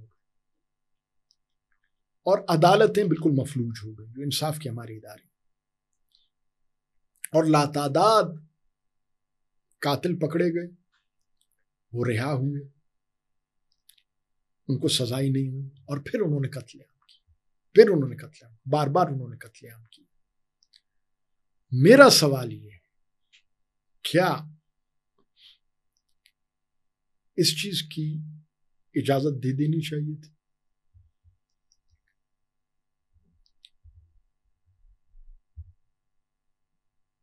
مسنگ پرسن سے بڑا ایشو, اور بہت بڑا ایشو, مسنگ پرسن سے کئی گنا زیادہ ان ہزاروں پاکستانیوں کے قتل عام کا ہے جن کو راک ایجنٹوں نے مارا. اور اگر را فنڈڈ لشکروں سے کوئی منسلک تھا اور وہ مسنگ ہوا ہے, یہ نہیں ہونا چاہیے. ضرور ہماری فیڈریشن کی پارٹیوں کو اور ان سو کالڈ سب نیشنلسٹ کو جو پارلیمنٹ کا حصہ، ان کو قانون سازی کرنی چاہیے تھی، ان کو تفتیش میں بہتری لانی چاہیے تھی تاکہ یہ معاملہ اٹھتا نہ۔ میں تو سوال پوچھوں گا ان ہزاروں شہداء کے ورثاء کی طرف سے کہ مجھے جو مسنگ پرسنس کا راگ الاپنے والے ہیں وہ جواب دیں کہ جو تاریخ راہوں میں پاکستان کے لیے جو شہید ہوئے سویلینز اور لا انفورسمنٹ ایجنسی کے جو لوگ پاکستانی ہیں نا، یہ نہیں کہ کوئی لا انفورسمنٹ ایجنسی کا افسر ہوا یا سپاہی ہوا اس کا خون سب پہ معاف ہے، یہ تو اس سے بڑھ کے جنگل کا قانون تو نہیں ہوتا۔ ان کا کیا کیا جائے گا؟ ان کا کسی کے پاس حساب کتاب ہے؟ ان کے لیے کوئی افسوس کرتا ہے؟ ان کے لیے کوئی ریلیاں نکالتا ہے؟ ان کے لیے کوئی دھرنے دیتا ہے؟ ان کے لیے کوئی روڈ بلاک کرتا ہے؟ ان کے لیے سو کالڈ یہ جو سول سوسائٹی کے لوگ، جو میڈیا کے لوگ، جو بہت سیکولر لبرل بنتے ہیں، وہ جو پروگرام انہوں نے راہ کے زرخریدوں کے لیے کیے، کیا انہوں نے اس کا 10واں حصہ ان پاکستانیوں کے لیے بھی کیا؟ اب وہ کہتے ہیں یہ تو ریاست کا کام ہے، تو وہ بھی تو ریاست کا کام ہے، مسنگ پرسنس کا مسئلہ وہ حل کرے، پھر وہ کیوں شور مچاتے ہیں؟ وہ بھی تو ریاست کا کام ہے، قانون سازی کرنا ہے، جو کرنا ہے، تفتیشی ادارے، تو ادھر وہ شور کرتے ہیں، ان مظلوموں کے لیے کوئی بات کرنے والا نہیں ہے۔ ایز اے پرنسپل دیکھیں، کسی صورت میں بھی جو ٹیررسٹ ہیں، جو غدار ہیں، ان کے ساتھ رعایت نہیں ہونی چاہیے۔ جس طریقے سے ریاست کو ایکشن میں آنا ہے، ان کا کلا کما کرنا ہے جیسے قانون کہتا ہے، اور اسی کے ساتھ انہی کے نام پہ کسی سب نیشنلسٹ یا بھیڑ کی کھال میں جو بھیڑیے ملک کے غدار جو پارلیمنٹ میں موجود ہیں، جو ایک یہ بہت بڑی سازش کا حصہ ہیں، پہاڑ پہ لڑنے والے ہیں اور ادھر سے پارلیمنٹ میں ان کی نمائندگی کرنے والے، ایک بھائی، ایک سردار ملک سے باہر بیٹھا ہوئے راہ سے پیسے لے کے اپنے تنظیموں کے ذریعے لوگوں کو مروا رہا ہے، ہیر بیار مروا رہا ہے، اس کے بھائی ادھر سیاست کر لیں پارلیمنٹ کے اندر، جاوید مینگل مروا رہا ہے، اس کا بھائی اختر مینگل ادھر پارلیمنٹ کے اندر بیٹھ کے اپنی جو جگلر نما طبیعت ہے، جو شوبدہ باز طبیعت ہے، اس کے ذریعے کنفیوژن کو اور زیادہ پھیلا رہا ہے، ادھر سے راہ سے پیسے لے رہے ہیں، ادھر سے اربوں روپے اس ریاست سے لے رہے ہیں۔ ریاست کو پوچھنا چاہیے۔ فار ایگزامپل، انہوں نے پچھلے ادوار میں 37 ارب کے ڈیولپمنٹ فنڈز کی مد میں اختر مینگل کو دی، وہ کدھر خرچ ہوا؟ آیا وہ سکیمز ہیں زمین پہ موجود ان عوام الناس کے فائدے کے لیے؟ وہ منصوبے بنے، وہ ہیں زمین پہ موجود؟ یا اکثر وہ اسکیمیں فج اسکیموں میں ہڑپ کی گئی، انہی سے ان را فنڈڈ دہشت گردوں کے لیے اسلحہ خریدا گیا، پاکستانیوں کا قتل عام ادھر سے را کے پیسے سے، ادھر سے اسی ملک کو بلیک میل کر کے پولیٹیکل گورنمنٹس کو، فیڈریشن کی بڑی پارٹیوں کو، چاہے وہ عمران خان ہو چاہے پی ڈی ایم کے کرتا دھرتا، یعنی ہر طرف سے پسا کون؟ پاکستانی۔ نقصان کس کا ہوا؟ پاکستان کا ہوا۔ اور ہم ہیں کہ کنفیوژن سے نکل نہیں رہے، قوت فیصلہ ہم میں نہیں ہے، نہ ہم مسنگ پرسن کے حوالے سے مضبوط قانون سازی کر سکتے ہیں کہ ہمارے تفتیشی ادارے صحیح اور ان کو سزائیں ملیں، نہ ہم ٹیررزم کو روک سکتے ہیں، ہم دھوکہ کھاتے ہیں۔ ملک دشمن جو ہماری سیاست میں گھسے ہیں، یا ایسے منافقین سے بھی، یہ بڑی ایک اور طرف آپ کی توجہ میں کراؤں گا، یا ایسے جنہوں نے پاکستان کے جھنڈے کا لباس پہنا ہوا ہے، جو اپنے آپ کو پاکستانی کہتے ہیں، ہمارے بلوچستان سے جو راتوں کو انہی انسرجنٹس سے ملتے ہیں، ان کے ہم نواؤں سے ملتے ہیں، اپنی جان بخشی کے لیے ان کو رشوت بھی دیتے ہیں، اور ادھر سے دن کو پاکستان کی سیاست کرتے ہیں، پاکستان زندہ باد کہتے ہیں، وہ بھی یہیں ایوانوں میں کہتے ہیں، علاقے میں جھنڈا وہ نہیں لگاتے بلوچستان میں، وہاں کہیں ترانہ بج رہا ہو تو رفو چکر ہو جاتے ہیں اور ان کو یقین دلاتے ہیں ہم تو مجبوری میں ادھر ہیں, ہمارے پاس وس نہیں کہ ہم پہاڑوں میں آپ کے ساتھ آئیں یا ریاست کے خلاف بات کریں, بخدا ہم آپ کا حصہ ہیں. ان راک ایجنٹوں کو یہ یقین دلاتے ہیں. اور یہاں وہ ہمارے اسٹیبلشمنٹ, ہماری فیڈریشن کی پارٹیوں میں گھسے ہوئے, یہاں وہ یعنی اس اسٹیٹ آف کنفیوژن جس کی وجہ سے ریاست کو نقصان ہو رہا ہے, وہ قوت فیصلہ نہیں ہے ہمارے پاس. ہم کسی حوالے سے, نہ سیاسی حوالے سے, نہ غریب آدمی کو, پاکستانی کو وہاں حق پہنچانے کے حوالے سے ہو, قانون سازی کے حوالے سے ہو, دہشت گردوں کا کلا کما کرنے کے حوالے سے ہو, ہم ایک کنفیوژن کے, ایک بدترین کنفیوژن کے مرحلے میں یہ لوگ اس کو بڑھاتے ہیں. تو اس سب سے فیڈریشن کی پارٹیوں میں جو محب وطن ہیں, جو خود اسٹیبلشمنٹ ہیں, ان کو نکلنا ہو, اور میڈیا میں وہ جو پاکستان سے والہانہ محبت کرنے والے, اس ملک کے لیے جان دینے والے, جو قلم سے اپنے جہاد کر رہے ہیں, ان کو میدان میں آنا ہوگا.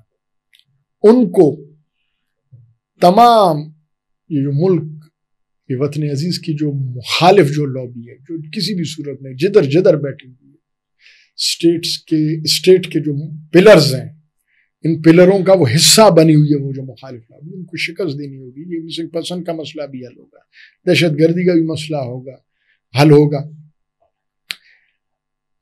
جو بلوچ براہوئی جو پہاڑوں کی چوٹیوں میں, وادیوں میں پڑا ہوا, وہ پاکستان کے لیے اپنی جان بھی دے گا.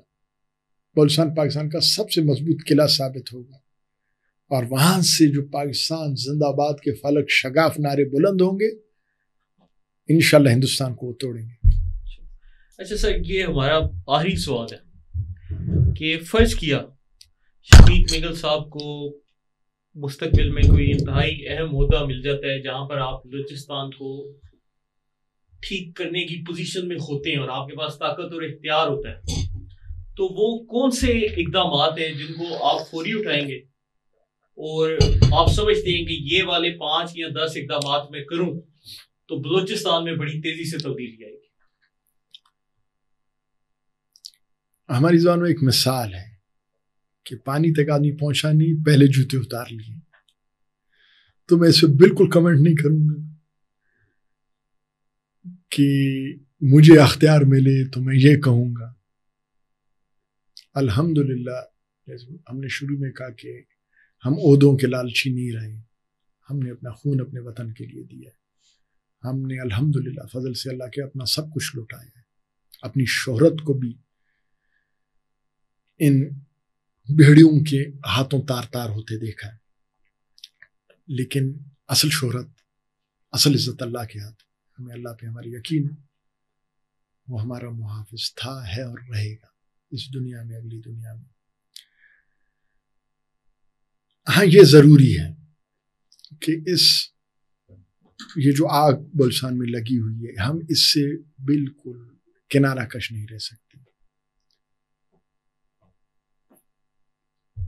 کسی اسٹیبلشمنٹ کے بڑے آدمی کو مکھن لگانے کے لیے نہیں, کسی فیڈریشن کی پارٹی کے بڑے عہدیدار کو مکھن لگانے کے لیے نہیں, کسی عہدے کی لالچ میں نہیں, لیکن اپنے نظریے کے لیے, ان شہداء کے لیے لازماً ہمیں اسلام آباد کے ایوانوں کو ہلانا پڑے گا. لازماً فیصلہ سازی میں ہمیں اپنی تگ و دو کرنی پڑے گی, میدان کو خالی نہیں چھوڑنا پڑے گا, تاکہ صحیح فیصلے ہوں, ہر حوالے سے صحیح فیصلے ہوں, تاکہ بلوچستان میں لگی ہوئی راہ کی لگائی ہوئی آگ وہ بجھ جائے اور پاکستان عظیم تر پاکستان بن سکے.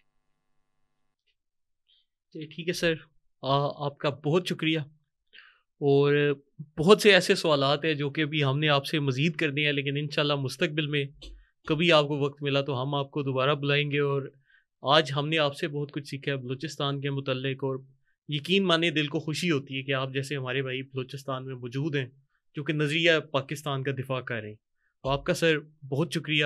اور آپ دوستوں کی اس شو کے اوپر کیا رائے ہے کمنٹس میں ہمیں اپنی رائے بتاتے رہیں, اور اپنے سوالات بھی آپ نے لکھنے ہیں تاکہ اگر مستقبل میں شفیق صاحب کو ہم دوبارہ دعوت دیں تو آپ کے سوالات ان سے ضرور پوچھیں. بہت شکریہ.